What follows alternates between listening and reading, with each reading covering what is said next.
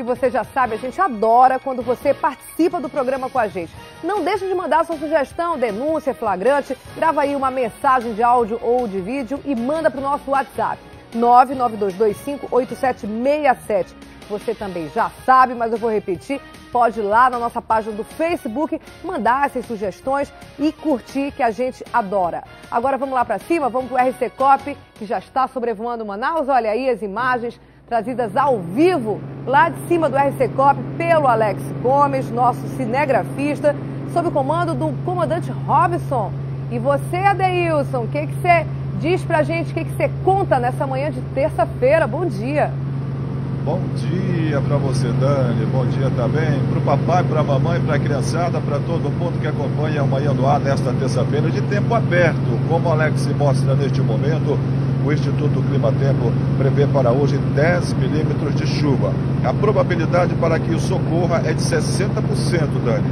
A umidade relativa do ar de 90%. Temperatura instável, a máxima hoje pode alcançar 31 graus e a mínima 24 graus centígrados. Neste momento, o monitor do nosso RC Cop, comandado pelo comandante Robson Teixeira, nos mostra 26 graus centígrados. Um tempo gostoso, agradabilíssimo. Tem 10 milímetros de chuva para hoje, mas não sei se isso vai vingar não. Tomara que o tempo, o dia hoje continue desta forma. A gente vai lá para baixo, Dani, na capital do Amazonas, mais precisamente na saída aqui do conjunto Tiradentes, como Alex Gomes mostra aí neste momento. Aqui embaixo é o conjunto Tiradentes, aí a Alameda Cosme Ferreira já sendo mostrada, que o trânsito neste momento, por enquanto, para quem sai ali do João Lúcio em direção ao complexo viário Gilberto Mestrinho, ainda encontra na manhã de hoje um trânsito até aqui tranquilinho, aqui pela Alameda Cosme Ferreira, como a Alex mostra neste momento. Dani. A retenção que a gente vê é por causa das faixas de pedestre, né? A gente vê agora exatamente um exemplo do que eu estou falando. Tem a faixa, acaba tendo uma retenção, mas não é nada aí que o motorista também não esteja acostumado, que faz esse trecho e não consiga aí fluir tranquilamente, né, Adeilson? Exatamente, inclusive aquela faixa de pedestre que o Alex mostrou lá atrás, é bem ali do lado da Feira do Coroado. Depois da Feira do Coroado a gente mostra aí que o trânsito é bem tranquilo. Ali no lado esquerdo está o estádio Carlos Amit, que o Alex mostra aí, ó. Esse é o estádio Carlos Amit, bem em frente do Carlos Amit, depois ali da Feira do Coroado. O trânsito aqui na Alameda Cosme Ferreira é bastante tranquilinho em direção ao complexo viário Gilberto Mestrinho, ainda na manhã desta terça-feira. Dani. São 6 horas e 33 minutos, a gente volta daqui a pouquinho com você, Adeilson, em outro ponto da cidade, com mais informações aí ao vivo pra gente. Até já, Adeilson. Até mais, Dani. E as buscas pelo helicóptero desaparecido desde a última sexta-feira na região do Alto Solimões, aqui no Amazonas, continuam.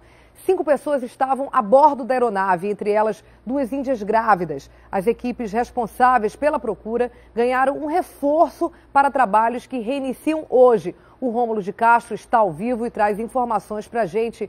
Bom dia, Rômulo. Que reforço é esse? Daniela, um bom dia, muito bom dia para você ligado no Manhã no Ar. Antes de falar especificamente sobre esse reforço, eu vou falar como é que está a estratégia lá da Defesa Civil, Corpo de Bombeiros, Força Aérea, para encontrar pelo menos vestígios, alguma informação sobre essa aeronave. Ontem nós falamos aqui no Manhã no Ar, Daniela, que aquele local ali é de mata fechada, é de floresta mesmo, então qualquer busca ali fica muito dificultada. O que a equipe que coordena essa busca fez? Dividiu as equipes, que tem inclusive agentes aqui da capital, lá de Tabatinga, de Atalaia do Norte, todo mundo se reuniu, formou primeiro um grupão e depois esse grupão foi dividido em pequenas equipes, ou seja, uma equipe fica aqui na terra, outra no rio, outra sobrevoa aquela região. Tudo isso é uma estratégia para tentar, pelo menos lá de cima ou aqui de baixo, ver, olhar ali para o horizonte e ver se tem algum vestígio, alguma informação sobre o ponto onde possivelmente esteja esse helicóptero. É uma busca que acontece numa área que cobre aí cerca de 861 quilômetros quadrados. Outro reforço, agora sim, respondendo a sua pergunta, é a utilização de cães farejadores que foram levados para aquela região, melhor dizendo, para ajudar nessas buscas. São cães treinados que já foram utilizados em operações bem parecidas e esses cães chegaram ontem lá em Tabatinga e a gente vai acompanhar agora como é que foi esse trabalho na reportagem do colega Márcio Azevedo. Esses 2 cães da raça labrador integram a nova equipe do Corpo de Bombeiros que seguiu para Tabatinga. Benny, de 7 meses, e Hope, de 2 anos. Hope significa o que em inglês? Esperança. Eu acho que é isso que as pessoas que estão lá perdidas na mata estão esperando vocês, né? Com certeza. Vamos lá fazer o nosso trabalho e, se Deus quiser, voltar com êxito nessa missão. Os animais são experientes nesse tipo de missão. Mas, segundo o comandante do Corpo de Bombeiros, na área da queda já existem outras equipes, inclusive com indígenas que conhecem a região. As árvores lá são árvores imensas, né? Onde a copa chega a 62 metros. Né? Nós acreditamos que essas copas das árvores, elas camuflam. Qualquer aeronave que cai, ela desaparece. Então, eu acredito que, nesse momento, se estão machucados ou não, eles ainda têm um tempo de vida. Não sei se as grávidas, em função do impacto, podem ter sobrevivido. Mas outros, em função desse impacto, podem ter uma sobrevida ainda. Por isso que os cachorros, nesse momento, é importante eles fazerem uma apuração melhor do resgate. Como a gente fala por aí, Daniela, a esperança é a última que morre e a gente fica muito na esperança, fazendo a cobertura do desaparecimento desse helicóptero desde a sexta-feira. De lá vem sábado, domingo, segunda, terça, 4 dias já depois desse incidente. Ontem, um radar de um avião da Força Aérea conseguiu identificar um sinal ali de aeronave que provavelmente era desse helicóptero, mas essa informação, horas depois, não foi mais confirmada. Então, a equipe que faz o patrulhamento naquela área volta a estaca zero, contando agora com o preparo do pessoal e, ao mesmo tempo, desses cães, como a gente acompanhou aí na reportagem. A gente continua aqui na torcida, na esperança, Daniela, para que logo, logo a gente possa ter uma resposta sobre onde está esse helicóptero. Obrigada, Rômulo, pelas informações. É isso mesmo, todo mundo aí na torcida esperando que essas pessoas tenham sobrevivido e que possam ser resgatadas. A FAB divulgou em seu site um vídeo que mostra, gente, como é que funcionam missões de busca e salvamento aqui no Brasil. Vamos ver. Militares que trabalham em resgate na área de floresta recebem treinamento específico. Eles seguem padrões criados para aumentar as chances de encontrar aeronaves e pessoas desaparecidas. Por exemplo, o chamado quadrado crescente, rotas em torno de um ponto específico, de onde saem também voos em várias direções. Outra possibilidade é refazer a rota da aeronave desaparecida. Em áreas de mata fechada, como em grande parte da Amazônia, é preciso voar baixo para tentar enxergar por entre a copa das árvores e intensificar as buscas entre 9h30 e 3h30 da tarde, quando tem mais luz. Todos esses procedimentos estão sendo usados para encontrar o helicóptero desaparecido na última sexta-feira, com 5 pessoas a bordo. Até agora, a Força Aérea já realizou mais de 38 horas de voos de busca em uma área de 1.800 quilômetros quadrados na região entre Benjamin Constant e Tabatinga, no Amazonas. E até agora, infelizmente, não foram detectados sinais do equipamento transmissor localizador de emergência do helicóptero. Eles buscam ainda essa localização para, com certeza, ajudar bastante na identificação do local onde essa aeronave, onde esse helicóptero possa ter caído. E uma mulher de 30 anos caiu de uma maca durante o parto, gente. Foi na maternidade Ana Braga, na Zona Leste. O acidente aconteceu na manhã de ontem e, apesar do susto, graças a Deus, a mãe passa bem. O bebê, que já havia sido retirado da barriga da mãe, está em observação na UTI. Que história é essa? Vamos ver. Esta imagem mostra uma mulher em trabalho de parto no chão. Segundo a denúncia, a gestante teria caído da maca porque o equipamento quebrou. Segundo a irmã da grávida, a maca despencou bem na hora em que o médico ia tirar a criança. Na hora que ela estava, que o médico cortou para tirar que apareceu a cabeça do bebê, a maca caiu e aí o médico tirou o bebê com ela no chão. A diretoria da maternidade Ana Braga admitiu que houve o acidente. Ela disse que a mãe passa bem, mas a criança está na UTI neonatal, mas negou relação do estado de saúde da criança com o acidente.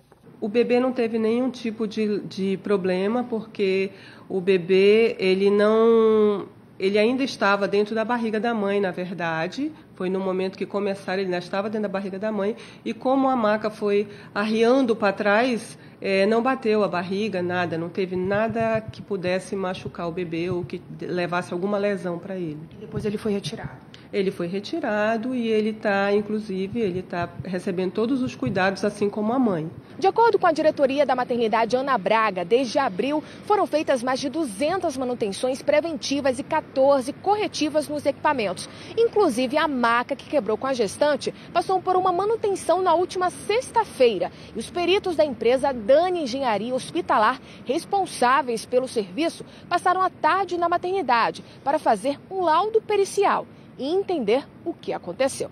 A diretora também respondeu às denúncias de pacientes de que a maternidade estaria com falta de uniformes para os profissionais de saúde, além das condições da alimentação. Comida é uma coisa que ela depende do paladar de qualquer um. Tem dias em que eu gosto, tem dias em que eu não gosto. Então, independente, eu só posso te dizer que eu também faço as refeições aqui. Então, tem dia que eu também não gosto.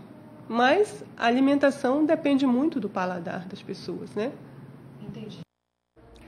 A direção diz, inclusive fala sobre a manutenção na maca, mas não é exatamente o que as pessoas que trabalham no hospital, fontes ligadas ao hospital, dizem pra gente. Eles dizem que, inclusive, essa maca já tinha, por diversas vezes, eles já tinham pedido para que ela fosse trocada, porque ela não tinha mais condições de uso. Aí tem a questão da direção do hospital e da própria empresa que teria feito essa manutenção na maca, mas os profissionais de saúde que trabalham também lá e que a gente tem fontes e conversa com eles, diz que a situação não é bem essa. A gente continua aí acompanhando, que é um estado gravíssimo. Uma pessoa que está passando por uma situação dessa de parto todos precisam de cuidado, mas sobretudo uma mulher na hora que está dando ali a luz, sem dúvida nenhuma, é um momento muito importante da vida de todo mundo, que tem que ter cuidado. Uma situação como essa é absolutamente inaceitável. Agora, vamos falar de cheia. A subida no nível dos rios em todo o Amazonas continua em ritmo acelerado. Mais de 230 mil pessoas já foram afetadas. Na capital, aqui em Manaus, o Rio Negro ainda deve subir, 50 centímetros. Marcelane observa a água chegar cada vez mais perto de casa.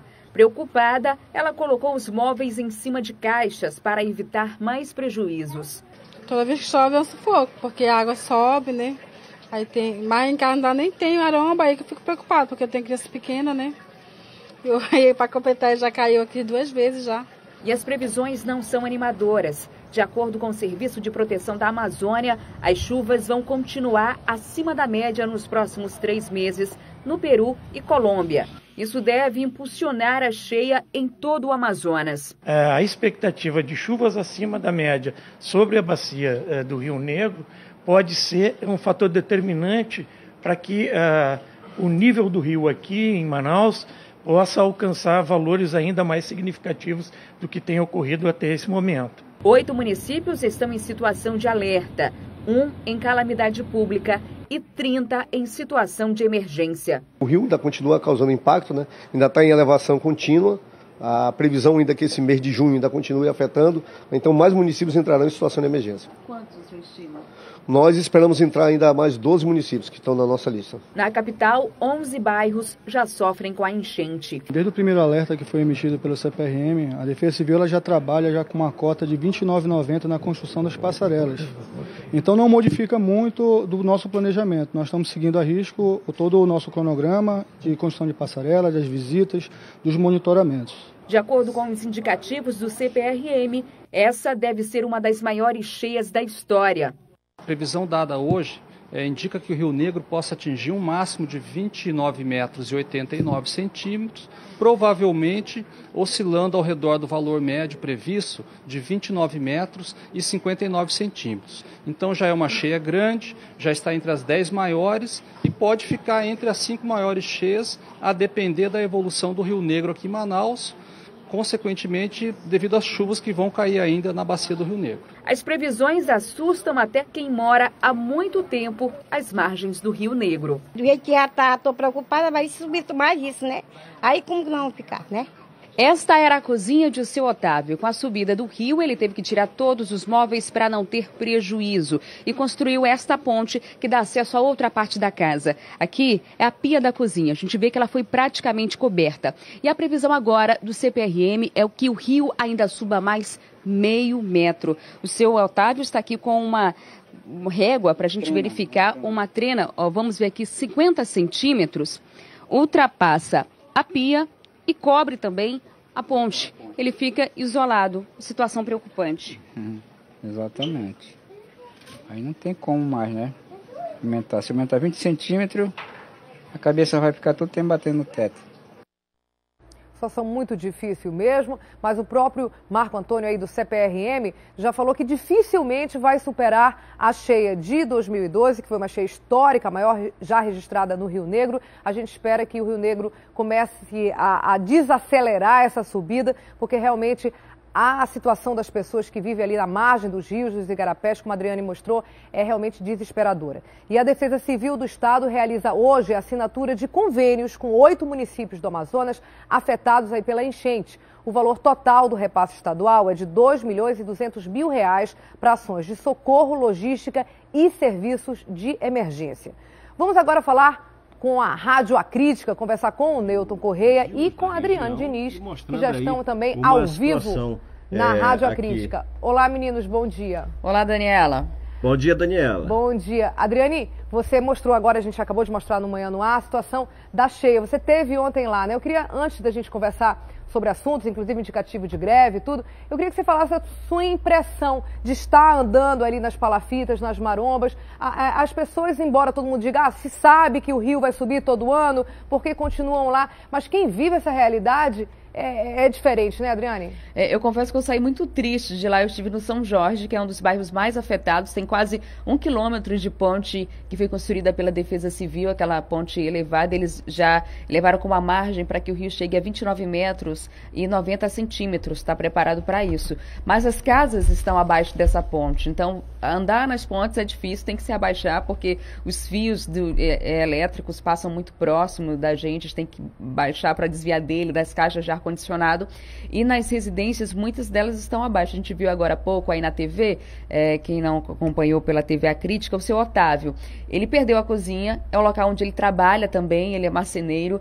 A cozinha ficou toda debaixo d'água, ele fez uma ponte e elevou parte da casa, o quarto e a sala, ele elevou 90 centímetros com maromba. Só que ontem eu cheguei por lá e dei a notícia de que o rio pode subir mais meio metro. E era impressionante ver a cara das pessoas quando recebiam essa informação, porque elas já estão desesperadas, já estão preocupadas com a água chegando cada vez mais perto de casa, e de repente saber que pode subir mais 50 centímetros é algo muito desesperador para quem vive com essa realidade, mesmo que já esteja acostumado a viver com essa realidade. E são muitas crianças, e isso é um efeito cascata, porque tem um problema de água, e depois vem a água que vai subindo, vem o lixo, vem as doenças, os acidentes, porque é comum que as pessoas caiam naquele local, principalmente as crianças. É uma realidade muito triste e que deve ficar ainda pior nos próximos dias por causa da subida dos rios ainda aqui e no interior, né? São 12 municípios que ainda devem decretar a situação de emergência de acordo com a Defesa Civil. Ô Dani, e diga lá, Newton. Detalhe que hoje o Jornal A Crítica está mostrando uma situação que parece uma brincadeira.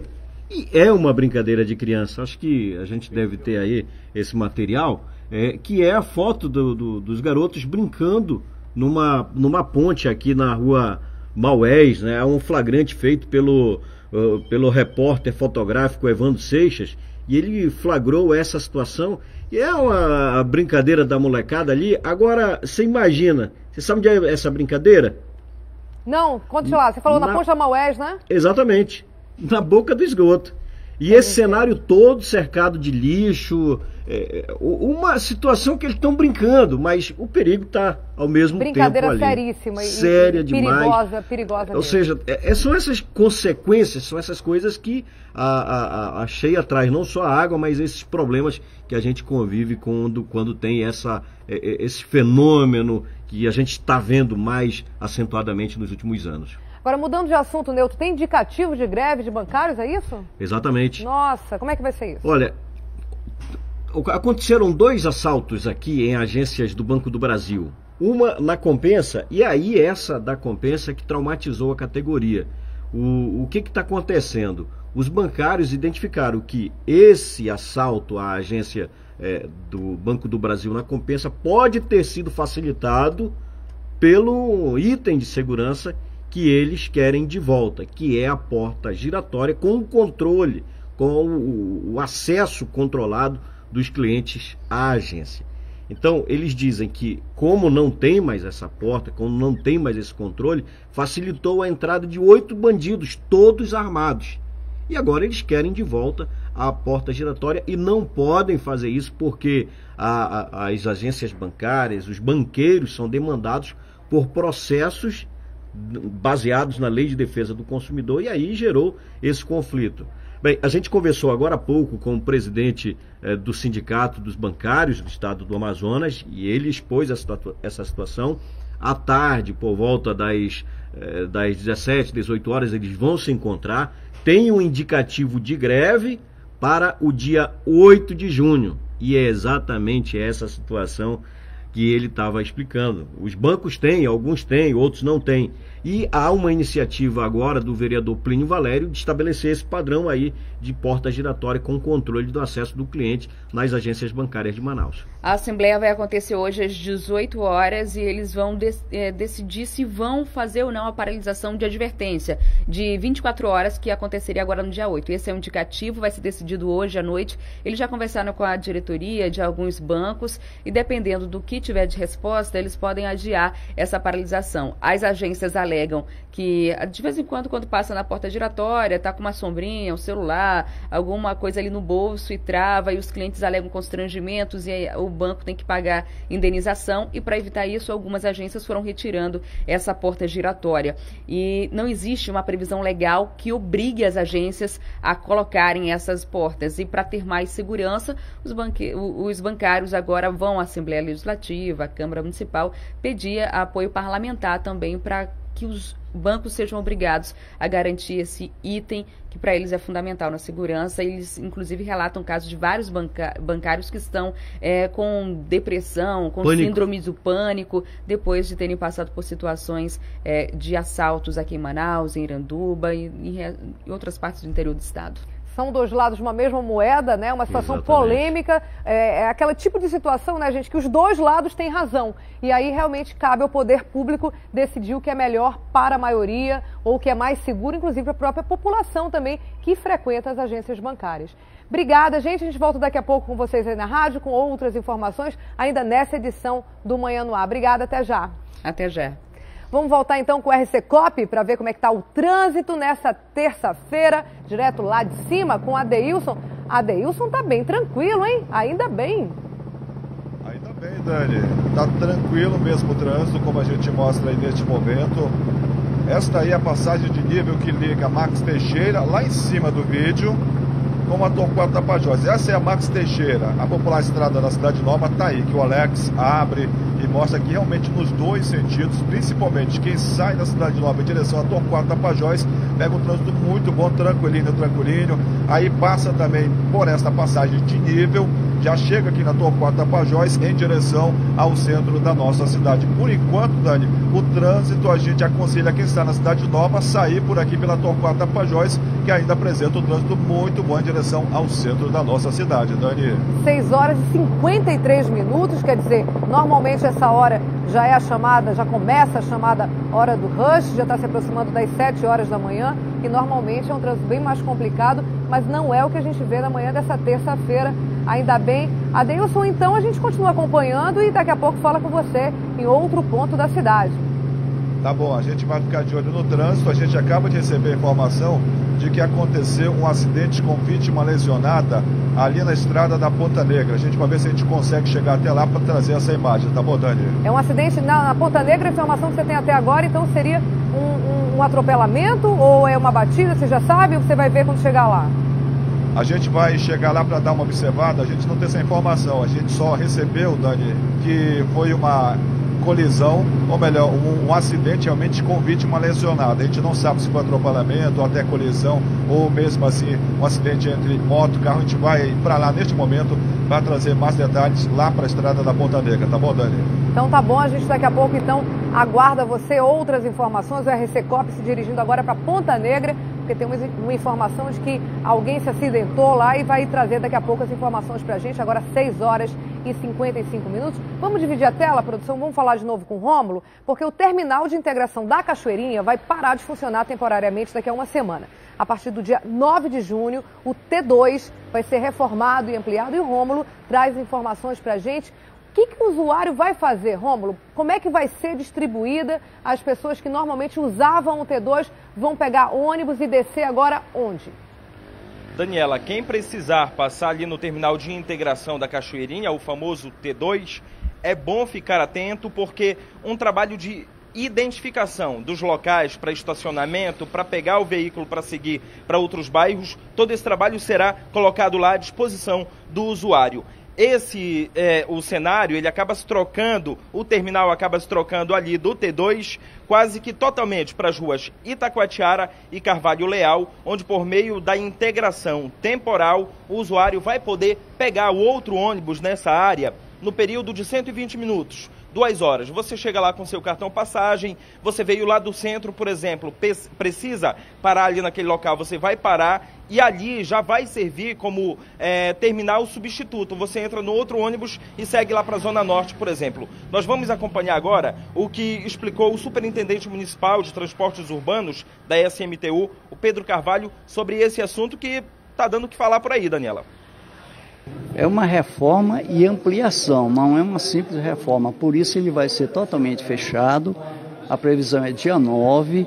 Eu peço para a população adquirir o cartão para fazer a integração temporal naquela área. Apesar de nós termos, vamos divulgar, né, todos os locais onde você pode pegar ônibus, então fique atento, porque nós queremos trazer um benefício importante que é a reforma daquele terminal. Existe um prazo aí de obra?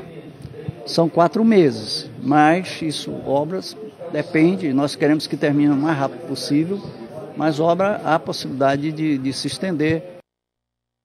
Daniela, eu disse que é um tema que está dando o que falar, porque o superintendente explicou aí que é preciso você ter o seu cartão, você chega lá nas ruas Itacoatiara e Carvalho Leal, que vão servir temporariamente como terminal, para pegar o outro veículo. Aí você faz o processo de transição, de integração para seguir para o seu destino. Agora fica o questionamento aqui, quem estiver de passeio apenas por Manaus ou que não tiver o cartão, como é que vai ficar? Essa situação que a população tem colocado em questionamento e a SMTU disse que vai resolver, vai dar o menos de dor de cabeça possível para a população. É só ficar atento às indicações que serão colocadas ali nos arredores dessas 2 ruas, a Carvalho Leal e Itacoatiara, na Cachoeirinha. Daniela.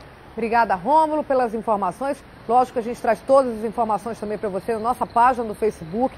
Como é que vai ser feita essa distribuição? A gente tem certeza que as autoridades de trânsito vão chegar à solução, porque afinal o T2 realmente precisava de reforma. A gente tem imagens aí, ó, que durante a entrada do Rômulo também foram mostradas. A gente mostra novamente para você a situação do T2, muito complicada, cheia de buracos. É um terminal muito velho e muito utilizado pela população, mas não pode ficar desse jeito, né? Vários ônibus passam para lá pelo T2, sobretudo aqueles que vão para o centro da cidade. Então a gente aí pede, inclusive, para as pessoas terem paciência, será por um tempo determinado, 4 meses, talvez um pouco mais, mas a gente espera que o resultado dessa toda inconveniência que vai causar a reforma do T2 seja um resultado para melhorar a vida de todo mundo que usa o transporte coletivo, é o que a gente espera. E a manchete do jornal A Crítica de hoje é: Estado de delegacias é precário, diz Ministério Público do Estado. A reportagem fala sobre a falta de servidores, de um espaço físico em delegacias e comida, gente, de péssima qualidade. Não dá, né? Quem conta pra gente é o editor executivo do jornal A Crítica, André Alves.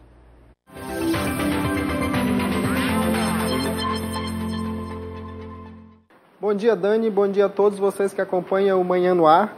O Jornal A Crítica mostra na edição de hoje o resultado das inspeções de rotina feitas pelo Ministério Público nas delegacias e batalhões de polícia em Manaus. A conclusão do MP é deprimente. Entre os problemas apontados pelo órgão está a falta de mão de obra e de espaço para atender a população. Já nos batalhões, a comida é de péssima qualidade. A Secretaria de Segurança Pública será instada pelo Ministério Público a responder. Outra notícia que ganha destaque hoje, Dani, é um registro do fotógrafo Evandro Seixas e da repórter Luana Carvalho, que flagraram crianças brincando de pular em água de esgoto. Brincadeira, claro, como vocês sabem, pode custar a própria vida. Esses e outros assuntos você encontra na edição de hoje do Jornal A Crítica, que já está nas bancas.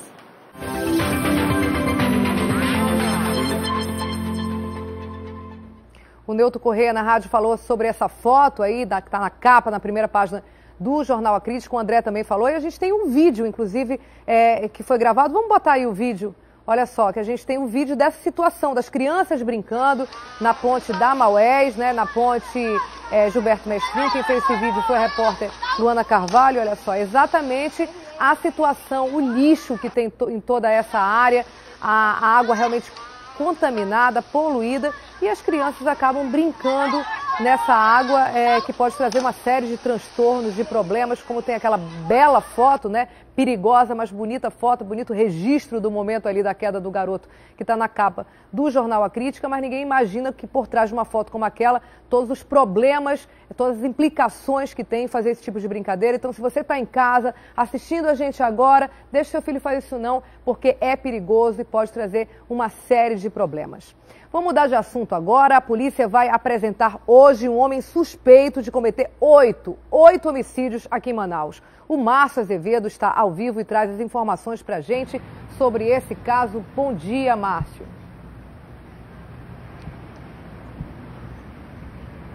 Bom dia, Daniela. Olha, suspeito de 8 casos, tá? Mas a polícia desconfia que o Márcio André Paiva Rodrigues tem assassinado bem mais pessoas. Ontem, depois dele ser ouvido na delegacia de homicídios, os investigadores perceberam a frieza dele e acreditam que ele tem envolvimento em outros crimes. Um dos assassinatos que a polícia atribui a ele é o caso de 2 jovens que foram encontrados mortos no bairro da Alvorada há mais ou menos 2 anos. Eles, depois de serem assassinados a tiros, tiveram os corpos envolvidos em plástico filme e deixado um recado, né, como se fosse dívida de tráfico. O Márcio foi preso na última sexta-feira pelos investigadores da Delegacia de Repressão a Entorpecentes, que faziam uma campana ali na área do bairro da Paz, e viram ele transitando em uma motocicleta com a placa adulterada. Ao abordar, encontraram ele com uma pistola com numeração raspada. Levaram para a delegacia. Quando jogaram o nome dele no site do Tribunal de Justiça para ver os antecedentes, descobriram que ele tinha 6 inquéritos transitando, sendo 1 por tráfico, 2 por porte ilegal de arma de fogo e 4 de homicídio. Inclusive, haviam pelo menos 2 mandados de prisão já expedidos contra ele. Por isso que, em seguida, ele foi encaminhado à Delegacia de Homicídios, ouvido ontem, e como você disse, às 9h30 da manhã de hoje, será apresentado à sociedade aí, para que outras pessoas apareçam aí, que possam ter sido vítimas desse rapaz, que, apesar, de novo, é muito frio e muito perigoso.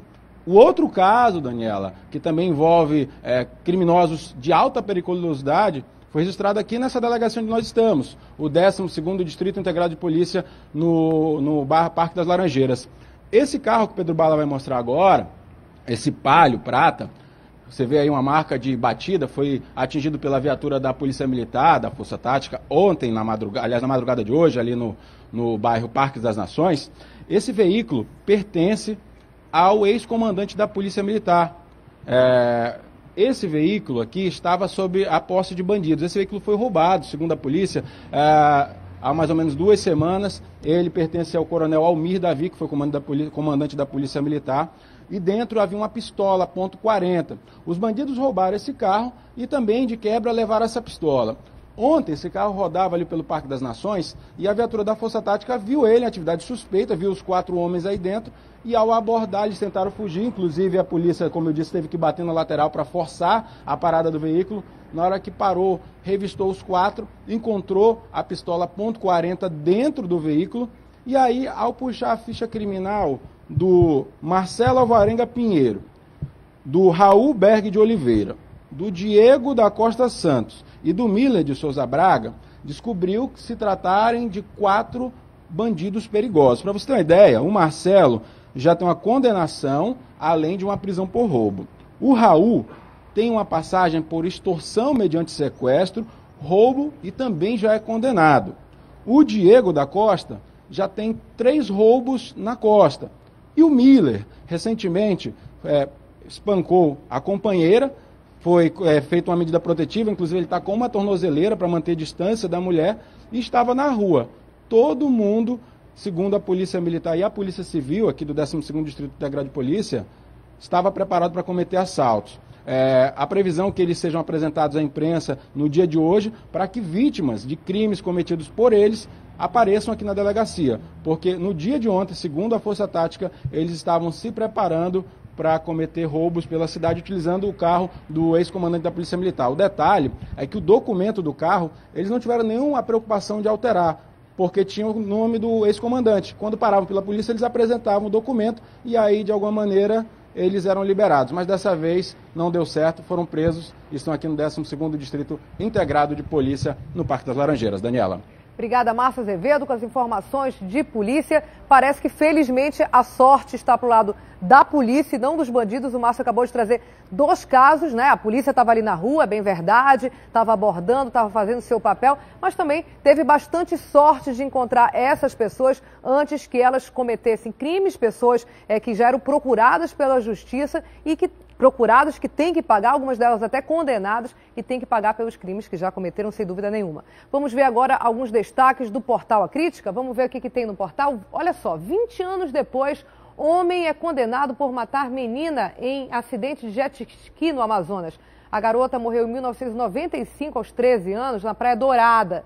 E 4 dias após o crime, o suspeito fugiu e só foi encontrado de novo, gente, em 2011, quando o processo, então, foi reaberto e a Justiça acatou a tese do Ministério Público do Estado do Amazonas e acabou condenando à prisão o Lincoln Movilha de Andrade na noite dessa quinta-feira. Vamos então à próxima informação aqui do portal. Motoristas e cobradores de ônibus recebem treinamento para atender pessoas com deficiência. É uma matéria que mostra eles se colocando no lugar das pessoas portadoras de deficiência. Segundo o Instituto Brasileiro de Geografia e Estatística, também está no portal, o IBGE, Manaus tem 461 mil pessoas com algum tipo de deficiência, mais ou menos aí 23% da população. E aí os motoristas e cobradores se colocando, como a gente vê na foto, e também está no jornal A Crítica, no lugar dessas pessoas, com certeza eles vão ser mais compreensivos, parar o ônibus, ter mais cuidado, porque nada como se colocar no lugar do outro.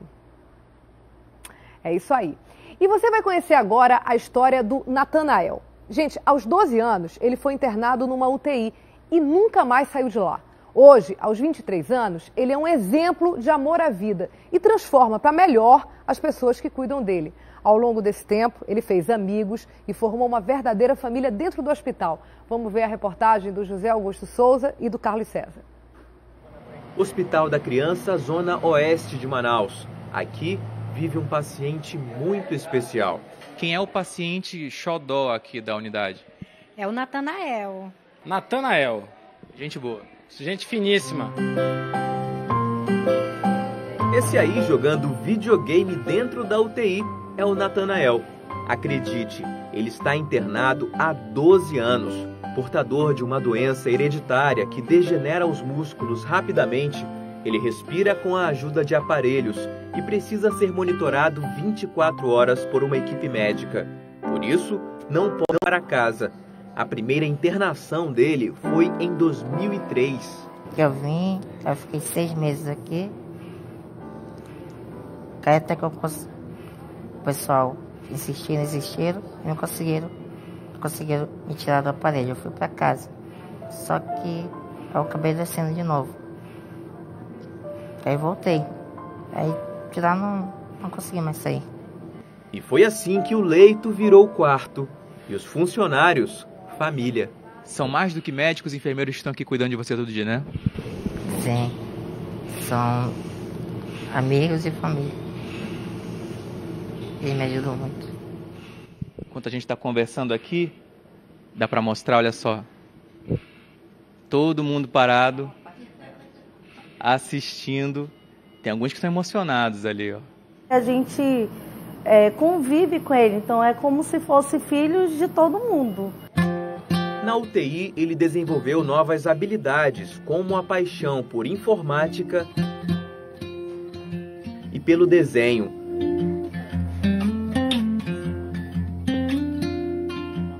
Os traços saem com dificuldade, mas ele gosta do desafio. Aqui também, o paciente foi aluno, fez prova e tudo. Eu só estudava no dia da prova, ou antes um pouquinho. Mas eu nunca colei. Na adolescência dele, chateava, era estudar, tabuada. Ele não gostava de tabuada, então assim, de vez em quando a gente tinha que ficar dando uma dura nele para ele estudar, né? Quando o Natanael veio para a UTI, ele tinha 11 anos. Aqui ele passou a adolescência, estudou, se formou no ensino médio. E sem sair do leito, número 73, ele ajudou muita gente. Para a irmã, ele virou amigo e confidente, principalmente depois que eles perderam os pais em 2013. Ele é um exemplo para muita gente que fala que a vida não é nada. Tem gente que acorda de manhã e fala, minha vida é um saco. Mas não sabe como é que ele viveu todo esse tempo aqui, sem poder ir lá fora. Pelo menos 2 vezes por ano, a equipe médica leva o Natanael para passear. Shopping, cinema, sempre cercado de cuidados, sem poder demorar muito. A gente se sente gratificado só de saber que ele está indo passear, coisa que a gente faz todos os dias e ele, muitas vezes, 1 vez por ano, 2 vezes por ano. Somos abençoados porque o Natanael é exemplo de superação. No Amazonas não existe um serviço que permita a pacientes como ele serem tratados em casa. Outra má notícia é que a distrofia de Duchenne é degenerativa e sem cura. Mas quem disse que isso o impede de fazer planos? Natanael sonha com a faculdade, quer fazer ciência da computação, aqui mesmo, no leito. Para ele, tudo é uma questão de escolha. Tem dia que eu acordo, tem 2 opções. Dormir o dia todo, que é o que eu faço às vezes, ou tentar interagir. Não custa tentar, né? Ser feliz hoje, sei lá, sorrir. Independente da situação, problema, basta a gente querer tentar ser feliz, né?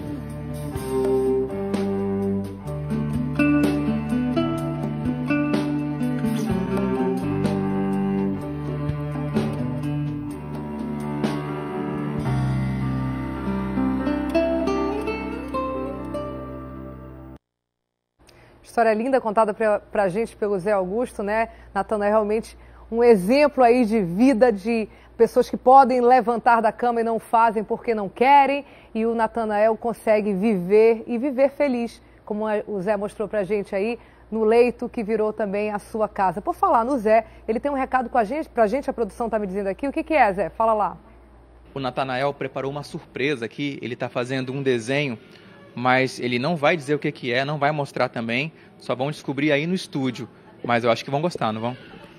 Espero que sim. Gente, eu não acredito. Eu não sabia, não estava na... Olha só, a Maria tá... Gente, eu não sabia. Obrigada, Maria. Maria tá trazendo aqui pra gente, nossa produtora.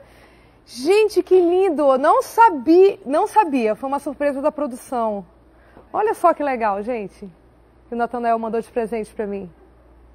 Olha só. Que lindo, Natanael. Olha só esse outro. Eu de cunhã, com cocadinho. Gente, eu não sabia. Foi uma surpresa realmente que a produção preparou pra mim.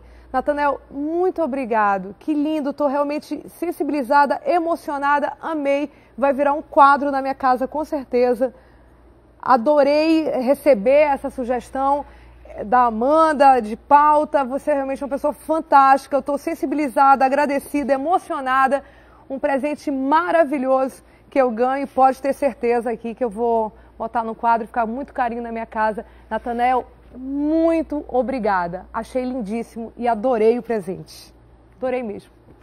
Olha só, vou ficar aqui segurando o meu presente que o Natanael mandou para mim aqui nas minhas mãos, para eu me recompor aqui e falar também da outra matéria. Vamos lá, no dia 5 de junho é comemorado o Dia do Meio Ambiente e durante toda a semana ações vão ser realizadas para lembrar a data. E a Associação Amigas do Peixe Boi inaugurou um flutuante, o Amigo do Boto Vermelho, na comunidade de São Tomé, para trabalhar aí com o turismo e também com pesquisa. Vai ser inaugurado hoje e a gente mostra aí para você antecipando. Enquanto isso eu vou ficar aqui olhando os meus presentes. Vamos ver aí a matéria dos botos. Nossa viagem começa na rodovia Manoel Urbano e segue até a vila de São João Ubim, em Manacapuru. Daqui seguimos de lancha com o seu Davi, que é o guia turístico e piloto da embarcação. Vamos lá para o flutuante, 30 minutos daqui para lá.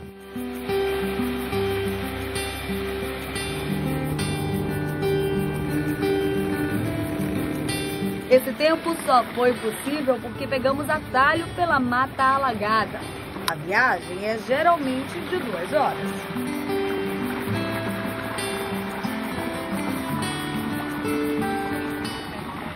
É neste flutuante, na comunidade de São Tomé, em Iranduba, que parte do trabalho começa.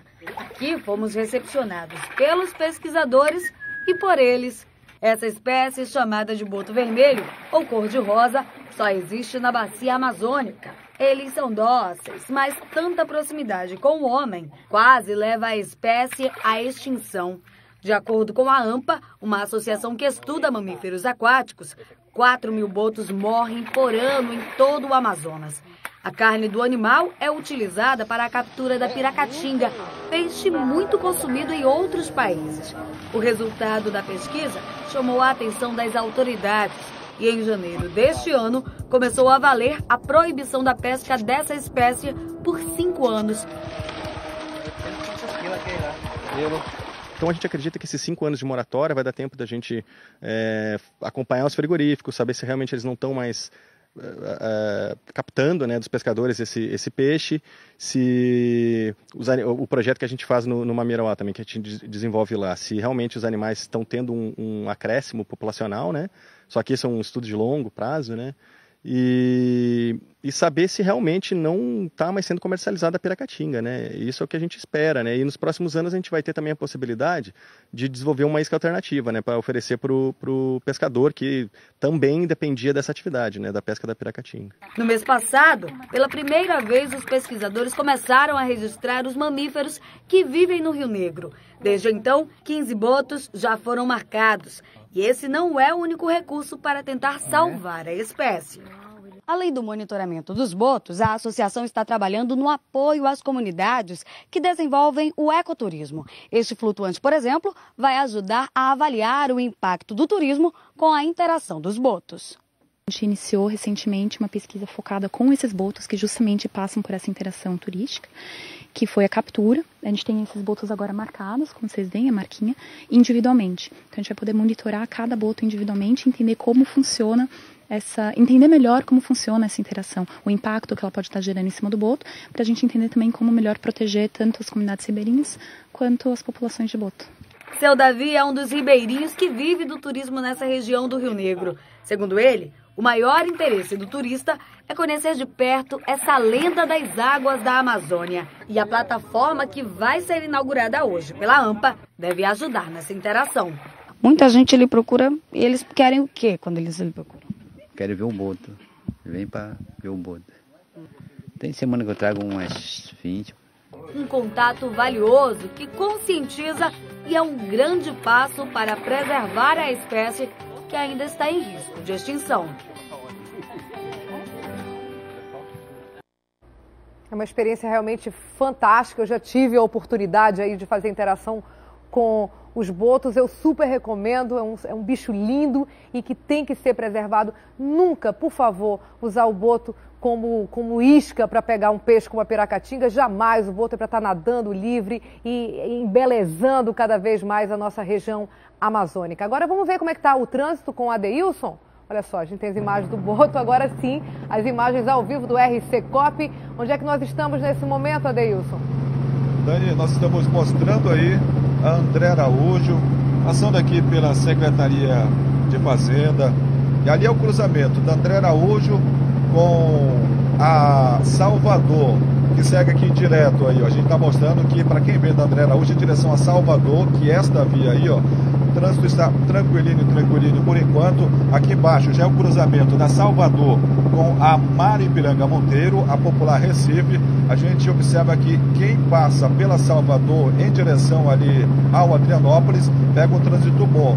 Já quem está aqui na Recife, que é a Maripiranga Monteiro, tem que ter um pouco mais de paciência, porque existe uma lentidão devido também aí a este semáforo no cruzamento com a Salvador. Mas por enquanto a gente observa que quem sai ali do Aleixo pela André Araújo, pela Salvador, enquanto o trânsito tranquilinho na manhã de hoje, Daniel.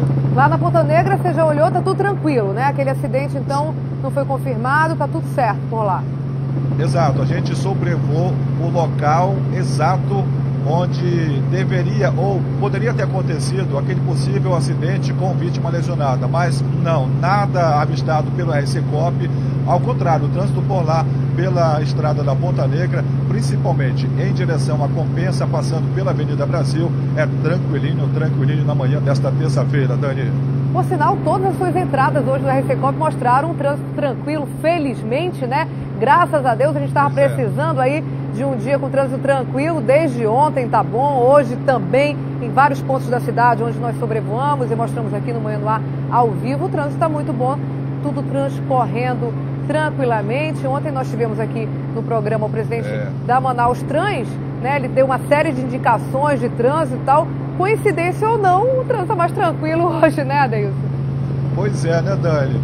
Quem dera que se o trânsito da nossa cidade fosse assim todos os dias, tranquilo, principalmente nas principais saídas. O trânsito está tranquilo, deve ser reflexo, Dani, deste lindo dia, deste lindo tempo que se faz na manhã desta terça-feira, de tempo muito aberto e de sol bastante forte, como o Alex mostra neste momento, Dani. Então é com essa imagem bonita, o sol brilhando sobre a nossa cidade, ali o Rio Negro já na direção ali do Encontro das Águas com o Solimões ao fundo. A gente se despede da participação do RCCOP. Muito obrigada ao comandante Robson, ao Alex e ao Adeilson pelas informações ao vivo. Ainda tem muita coisa aqui pela frente pelo Manhã no Ar, mas o RCCOP, então, a participação fica por aqui. Obrigada, Adeilson. Até amanhã para vocês. Valeu, Dani. Sempre traz informações. Um abraço forte em nome de toda a nossa equipe e até amanhã, Dani. Tchau, gente. Até amanhã. Agora os assuntos continuam aqui no Manhã no Ar, você já sabe. Greve dos funcionários da Suframa chega ao seu 12º dia hoje.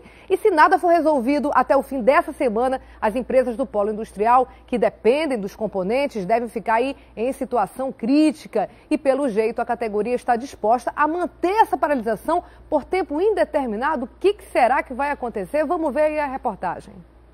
No cartaz, o nome de quem os servidores da Suframa culpam pela greve, que entra em sua 2ª semana. A paralisação começou depois que a presidente Dilma vetou a reestruturação salarial da categoria. Enquanto eles não entram em acordo com o governo federal, 70% das atividades da autarquia foram interrompidas. Vamos cumprir os 30%, tanto na parte de medicamentos, como de todos os insumos e medicamentos, materiais médicos, odontológicos, hospitalares e alimentos, terão sua liberação imediata. É só apresentar a documentação conforme as normas da Suframa que essas mercadorias serão liberadas no mesmo dia. A gente acredita que é importante a reestruturação da carreira para a gente poder ter continuidade nos nossos serviços. A gente perde muito servidor, perde muito profissional qualificado para outras instituições, até para empresas particulares, empresas privadas, em detrimento, em função justamente dessa remuneração que é muito baixa. Um dos impactos desse impasse é no comércio, que pode ficar desabastecido e pode levar a um aumento nos preços, o que deixa a população preocupada. Agora as mercadorias subirem é ruim, é contra o bolso do povo, né? Porque acarreta em todos nós, né? Hoje no Brasil não sabe nem dizer o que é justo ou deixa injusto, né? Quem paga é a população mesmo, não tem como fugir. Já na indústria, o setor de eletrodomésticos, por exemplo, é um dos que dependem de componentes que vêm de outros estados. E com o atraso na liberação das mercadorias, o estoque fica reduzido. Empresas que têm um estoque de matéria-prima importada que está acabando, vai depender do insumo importado, a liberação desse insumo que passa pelo crivo da SUFRAMA. Caso a paralisação atinja todas as empresas do polo industrial, os prejuízos podem chegar a 300 milhões de reais por dia. Para tentar diminuir as consequências, o Centro das Indústrias propôs um acordo entre as empresas e as transportadoras. Essas empresas transportadoras adquirirem o PIN, que é o Código de Internação dos insumos que vêm de outras regiões do país e são utilizados pelas indústrias e pelo comércio aqui em Manaus, e adquirirem isso depois, não antes, como normalmente acontece. E aí essa discussão vai até pelo menos o fim dessa semana. A gente espera que o mais rápido possível seja encontrada a solução, porque realmente o polo industrial é muito importante para a economia do nosso estado e não pode ficar com tantos prejuízos assim. Agora vamos voltar então ao pessoal da rádio, Adriane e Newton, que estão também ao vivo na Rádio A Crítica. A gente volta com vocês. Meninos, tem muita discussão aí, eu já estou sabendo, né, dos ouvintes a respeito dessa questão, dessa quebra da maca na maternidade Ana Braga durante o parto, né? O que os ouvintes da rádio estão comentando, hein?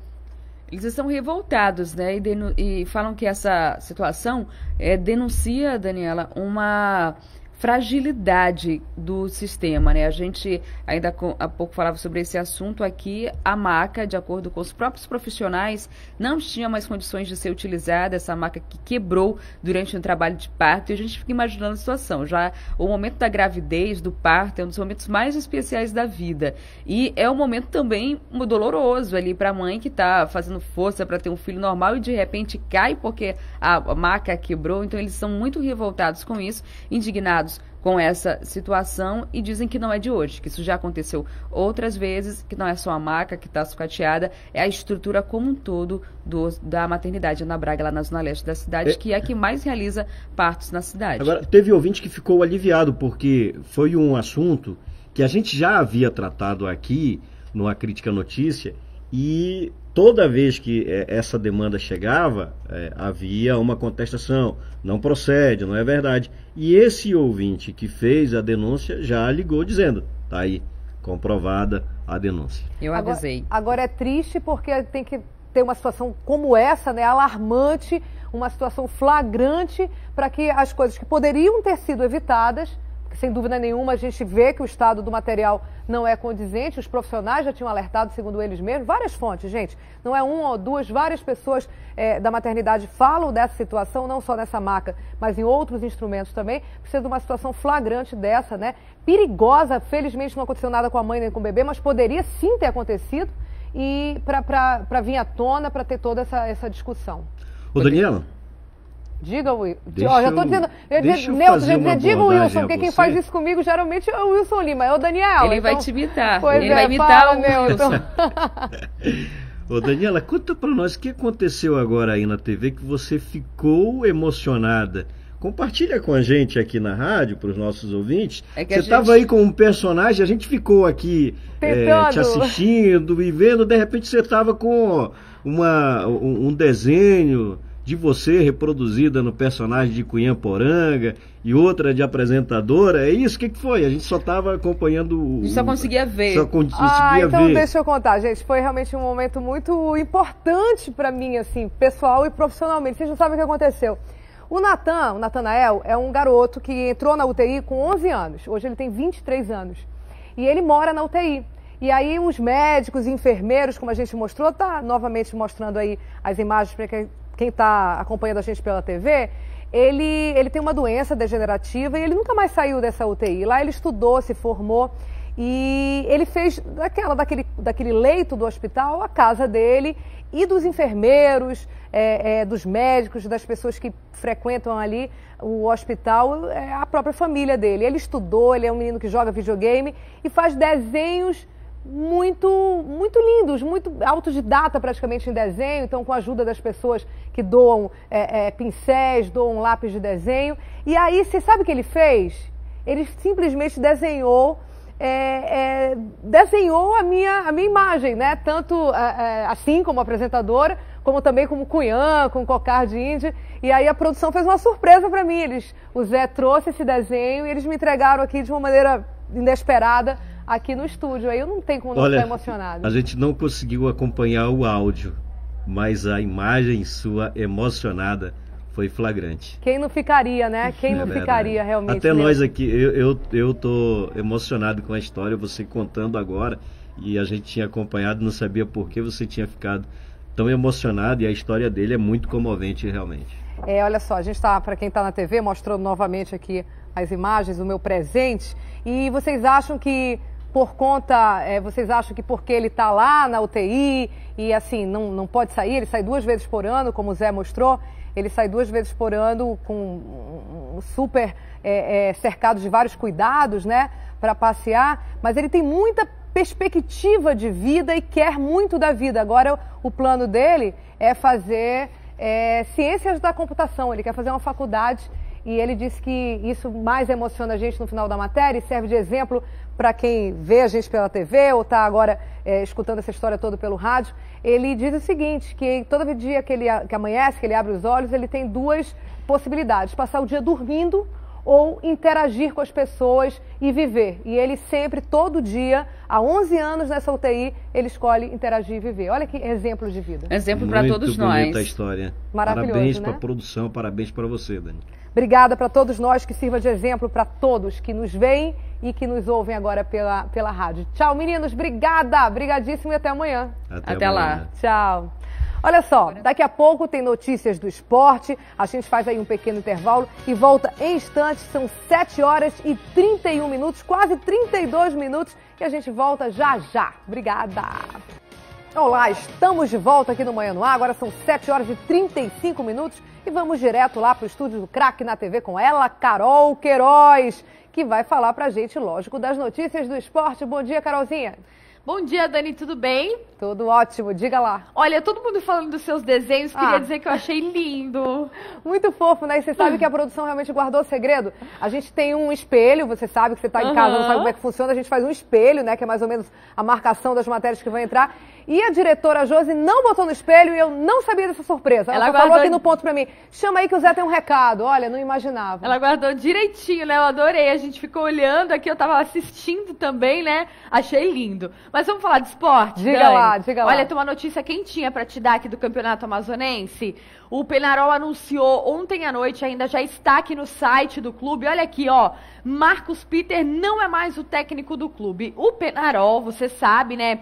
Perdeu aí a última partida no último domingo contra o Nacional, eles perderam de 2-0, uma partida super importante aí, semifinal do Campeonato Amazonense. Esse resultado, Dani, ficou muito difícil aí para o Peñarol reverter esse resultado. Peñarol joga sábado agora. Inclusive vai ser o jogo transmitido pela TV A Crítica na Colina. Para o Peñarol conseguir se manter na competição, teria que reverter esse resultado. O Nacional joga por 2 resultados iguais. O Peñarol teria que vencer por 2 gols de diferença. Ficaria muito difícil.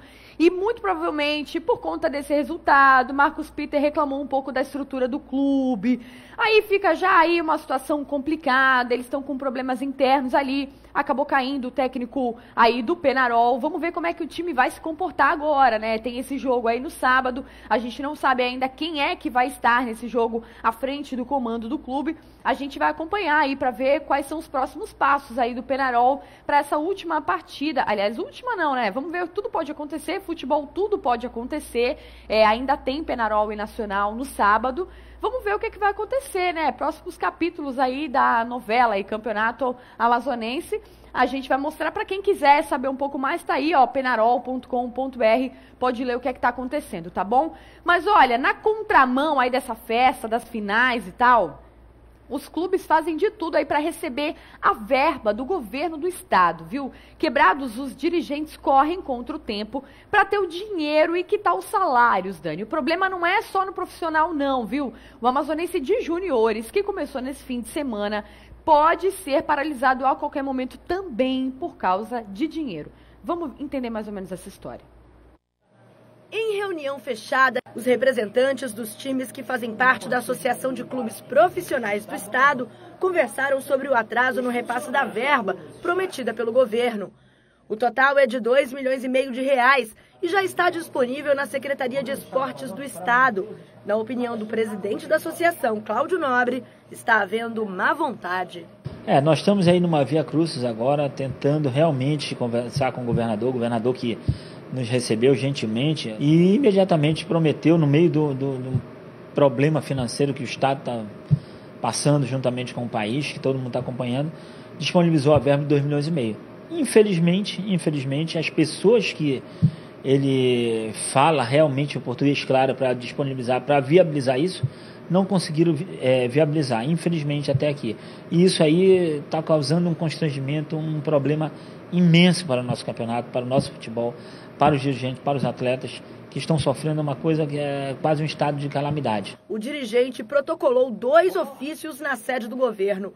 O primeiro pedindo uma reunião com o governador para tratar do repasse. E mais um falando sobre o campeonato de juniores, que começou esse fim de semana e já corre o risco de ser paralisado. Os juniores começou tudo bonitinho no sábado, mas na quarta-feira fomos avisados, fomos surpreendidos com taxas do Carlos Amit da Colina. Não dá para se admitir fazer estádios para ajudar o futebol e hoje está sendo para atrapalhar o futebol. Então, já que a gente não consegue ter um consenso com os administradores, vamos tentar junto ao administrador maior, que é o governador. Olha, desde o início do campeonato, viu, Dani, que eles vêm aí tentando receber essa verba, esse repasse aí do governo, e não conseguem. Não consegue por quê, hein, Carol? Legalmente não pode por causa da situação de devedor, é isso? Isso, os clubes passam por problemas financeiros, eles estão em situação de devedor e por isso não podem receber esse dinheiro. Em situação de débito, os clubes legalmente não podem receber essa verba. Para isso, eles criaram uma associação de clubes e que também não consegue receber esse dinheiro. Legalmente, mesmo criando associação, eles não conseguem receber. E aí passa por uma série de problemas burocráticos, enfim, é uma complicação só, viu? É difícil, eles entram em conversas, já tiveram milhares de reuniões aí e nada fica decidido. O problema, Dani, é que isso causa uma série de olha aí, ó, paralisação, aí para campeonato, aí para os juniores. Isso é muito ruim para o esporte, né? Fica aí uma mancha no esporte, fica todo mundo falando mal, enfim, né? Uma série de problemas que tem que ser revistos aí, isso, né? Depois de todo o investimento que foi feito em Copa do Mundo, a gente não pode deixar de falar, todo mundo adorou, foi uma grande festa, Manaus se mostrou bem na foto para o Brasil e para o mundo, mas a gente tem aí grandes estádios e não adianta estádios sem gente para jogar e sem gente para assistir esses jogos. O que adianta? Tem estádio, não ter gente para jogar, tem estádio, aí tem um monte de taxa para pagar, tem estádio, os clubes estão devendo um monte. Enfim, né, acho que tem que ter não sei, eu realmente não sei, assim, como é que pode... Sabe como é que isso tem que ser ajustado, tem que haver um acordo, enfim. Olha, a associação marcou uma coletiva para hoje, às 11 da manhã, para falar aí sobre as providências que devem ser tomadas com relação aos 2 problemas, viu? No profissional e no juniores. A CGEL, responsável aí por disponibilizar a verba, disse que fez o possível para ajudar o clube, mas que agora esgotou as possibilidades. Vamos ver como é que isso vai se resolver. A gente espera que da melhor forma possível. O campeonato já está acabando. Os clubes, enfim, precisam aí pagar as contas. Com certeza estão mais devedores do que antes, porque mais devedores do que antes. Já não recebeu a verba que estava esperando. Dani, tem clube que tem salários atrasados, mais de 2 meses de salários atrasados. Tem clubes que já estão fora aí do campeonato, que não estão na lista desses 4 aí, que ainda disputam, enfim, alguma coisa que podem ganhar o campeonato e que já vai acabar e que os jogadores estão indo embora e que não tem como pagar. Não tem como pagar salário de jogador. Enfim, eles dependem desse dinheiro aí para pagar as contas. É uma situação realmente complicada. A gente espera que isso se resolva. Enfim, ano que vem tem mais campeonato e a gente espera que não aconteça isso de novo, né? Vamos ver como é que eles vão aí se ajustar para que isso não aconteça mais. Vamos ver. Agora tem coisa boa, né? Ai, vamos mudar de assunto um pouquinho? Vamos. Agora a gente vai falar de coisa boa. Olha, em Parintins, muita gente que tinha aposentado a bicicleta, Dani, voltou a pedalar. Olha que coisa boa. Lá nas ruas da cidade, Parintins é lindo, né? Mas não tem nenhuma competição à vista não. A turma quer mesmo entrar em forma, Dani, cuidar da saúde. Vamos ver. O esporte andava sumido das ruas de Parintins, mas aos poucos está ganhando novos praticantes. A gente está ainda reunindo todos os atletas ainda a vir voltar à prática, já que o ciclismo deu uma parada por conta aí de não haver mais competições internas dentro da cidade, mas a gente está tentando resgatar.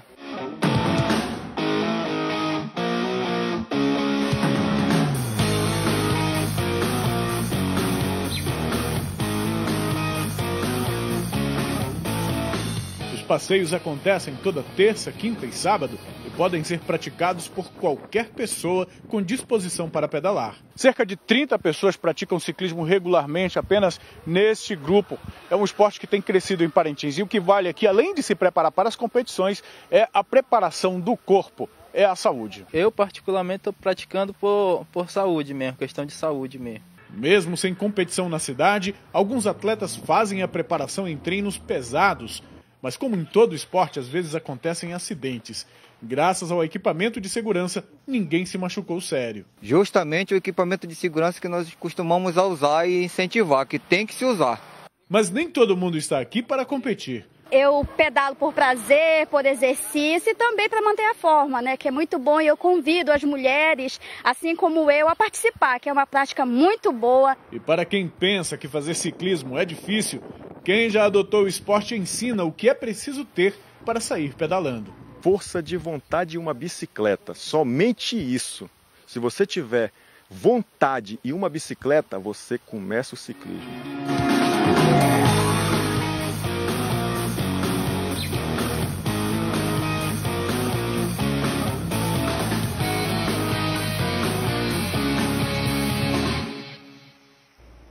Olha só a bike bombando em Parintins. Pessoal, já todos se preparando para o festival. Todo mundo quer estar em forma, bonitinho, bem preparado para 3 dias de festa, né, Carol? Que tal, hein? Você sabe que eu vou estar lá, né? Quem comprou o jornal domingo viu. Verdade. Nossa foto da equipe, você viu? A equipe toda, vi, lógico. Foto lindíssima. Fiquei assim, orgulhosa. Ah, você viu? Eu vou estar lá trabalhando. Você vai, Dani? Eu vou, mas vou com a família. Vou no outro esquema, não vou estar trabalhando, né? Todo mundo sabe as minhas preferências bovinas, então eu vou estar só olhando ali, vai lá só pra acompanhando curtir. A festa. Isso. Tá certo. Todo mundo sabe que Parintins tem muita bicicleta, né? É verdade. Parintins, na verdade, é conhecida como a cidade, todo o interior do Amazonas, mas Parintins, sobretudo, como a cidade das bicicletas. As pessoas, de fato, usam. A gente vai para a porta dos colégios, vê centenas delas, né, na porta dos colégios. Por isso que as parintinenses são tidas como mulheres com as pernas bem torneadas, porque sempre estão ali malhando como meio de locomoção. Agora eles estão fazendo grupos mesmo para treinar como esporte. Você viu que bacana? Fica aí a ideia agora para uma competição, né? Olha, você já pensou que legal ter uma competição de bike lá em Parintins? Seria o máximo. Fica aí a ideia. Gostei. Inclusive, pela essa região que o Emanuel mostrou, fica ali por trás do aeroporto e tudo, não tem tanto movimento de carro, que as pessoas podem dizer, na época do boi, muito carro fora da cidade, mas sempre tem lugares mais afastados na ilha. A Ilha Tupinambaranda é muito grande, dá para fazer tranquila a sua sugestão. Legal, gostei. A gente se vê lá em Parintins então, Dani. Olha, por falar em grupo, muitas vezes uma ideia legal e boa vontade são suficientes para mudar a vida de muita gente, né, Dani? Você sabe. E na reportagem que a gente vai mostrar agora, 4 amigos educadores físicos decidiram levar qualidade de vida para a comunidade onde moram. O resultado disso, você confere agora. Atividade física é saúde, plante esta ideia. Esse é o nome de um projeto social que surgiu há apenas 2 meses, mas já está deixando muita gente animada com os resultados. O Michel veio primeiro, gostou, plantou a ideia nas irmãs e agora os 3 treinam juntos. Eu comecei a ir para academia e depois ela, meu irmão não tinha nenhuma disposição e ele que já convidou a gente para vir para cá, né? Foi já ele que trouxe nós 2 para cá com ele, Paulo. Aí nós viemos, até por forma de apoio, né? As atividades acontecem no campo da comunidade Canarana 2 e por lá, democracia total. Simultaneamente, acontecem um culto evangélico, treino funcional, aulas de futevôlei e futebol de campo. São homens, mulheres e crianças treinando juntos, mas nem por isso o professor pega leve. Olha, o treinamento aqui, ele, como você viu, ele é diversificado, né? Porque nós temos, além das diferentes faixas etárias, nós temos diferentes níveis, né? Tem pessoas sedentárias, tem pessoas diabéticas, né? Hipertensas. Então tem todo o cuidado para fazer o controle, né? A gente faz o controle mensal das taxas, né? De como é que desenvolvimento das doenças. Dona Altaís é diabética. Ela procurou a atividade para ajudar a amenizar os problemas relacionados à doença e também para perder uns quilinhos. A mudança foi tanta que o marido e a filha também decidiram vir se exercitar. E a senhora falou que estava sentindo mais dores, o que a senhora tinha? Muitas dores, muito cansaço, sentia dor no meu pé, que eu tinha esporão calcâneo, né? Aí passou a dor, passou a dormência na mão, passou tudo. Agora eu vivo muito bem, trabalho, vou para o trabalho, venho disposta para vir para cá, os 3 dias que a gente faz. Foi muito bom. O espaço, que antes era mal aproveitado pela comunidade, agora ficou pequeno para tanta gente. À noite, chega a dar em média 60 pessoas por treino. Agora tá maravilhoso, porque antes aqui, eu como moro aqui perto, né, do campo, a gente não podia andar aqui, nem os nossos filhos vinham aqui porque era só droga, o tempo todo as pessoas viciadas se drogando. Então até assim, a nossa segurança mesmo agora tá bom, porque de manhã eles fazem, à tarde estão fazendo treino funcional e tem esse culto que eles fazem aqui. Olha aí, tá movimentado, agora dá pra gente sair de casa. As aulas são gratuitas. Quem ajuda na manutenção dos equipamentos são os próprios moradores. Os 4 professores também são voluntários. Só o fato de você poder contribuir, eu estudei em universidade pública, né? Eu estudei na UA, na UFAM, né? Então, isso aqui para mim é gratificante, por quê? Porque é uma retribuição, é o retorno que estou dando para a sociedade, né? Que me ajudou na minha formação e hoje eu posso contribuir da melhor maneira possível. Eu fico muito feliz de fazer parte desse projeto. Basta olhar para essas pessoas aqui e a satisfação de ver todo mundo feliz aqui e com certeza a qualidade de vida aqui dessa pessoa se melhorou muito, né?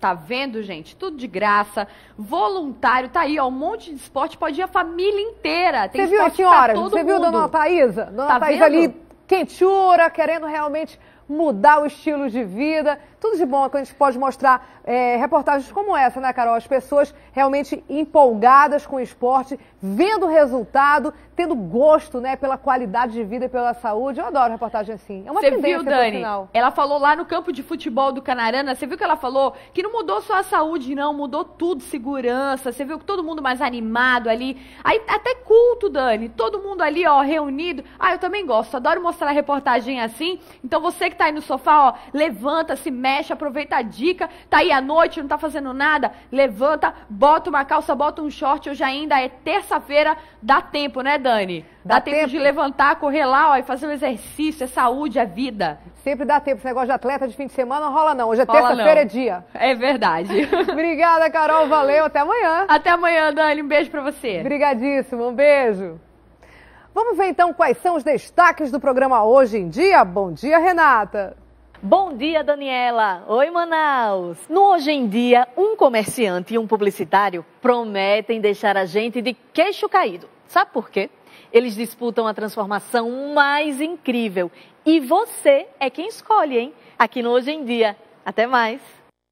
Olha só, a gente vai agora para assuntos do dia. Vamos deixar tudo bem informado para você saber o que vai acontecer hoje na nossa cidade, no Assuntos do Dia. IPHAN prorroga inscrições para 2.500 vagas de formação em nível médio até o dia 12 de junho. Você pode ter mais informações pelo www.iphan.edu.br e as inscrições custam R$15. A gente tem mais informações agora, olha só. IPAAN realiza mostra durante a Semana do Meio Ambiente, até o dia 9 de junho, no espaço ICAN, no Manauara Shopping. A ação conta com cartazes, folders e materiais apreendidos em diversas atividades de fiscalização do IPAAN e do IBAMA também. O objetivo, a gente sabe, é mostrar e sensibilizar as pessoas para uma reflexão sobre os animais. Vamos aí ajudar a conservar a nossa fauna, principalmente essa semana, onde é comemorada a Semana do Meio Ambiente. Vamos lá, todo mundo juntos ajudar a conservar o nosso meio ambiente e a nossa fauna. Então, são 7h52. O Manhã no Ar está ficando por aqui. A gente agradece muitíssimo a sua companhia. Mais um grande beijo para o Natanael, que me mandou esse grande presente, esses desenhos. Estou sensibilizada. Amei, Natanael. Eu vou fazer uma visita, hein? Fazer uma visita e te dar um beijo aí pessoalmente. E muito obrigada a todos vocês que passaram essas horas, essa 1h30 aí com a gente aqui no Manhã no Ar. Lembrando que 11 horas tem Magazine, meio-dia tem Alô Amazonas e agora você fica com a programação nacional da TV Record com o Fala Brasil. Tchau, gente. Obrigada. Até amanhã.